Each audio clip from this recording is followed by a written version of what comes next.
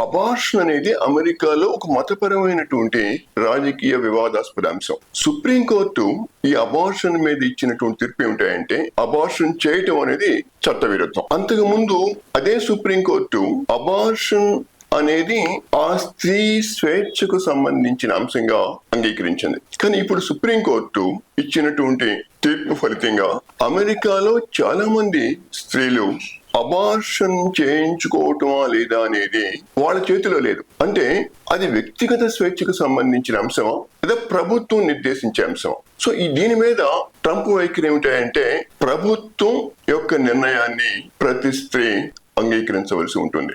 తాను ఏమంటాడంటే కమలా హ్యారిస్ కనుక తిరిగి అధ్యక్ష పదవికి ఎన్నికైనట్లయితే తిరిగి ఆమె స్త్రీ స్వేచ్ఛావాది కాబట్టి ఖచ్చితంగా సుప్రీంకోర్టు నిర్ణయాన్ని ఆమె గౌరవించదు.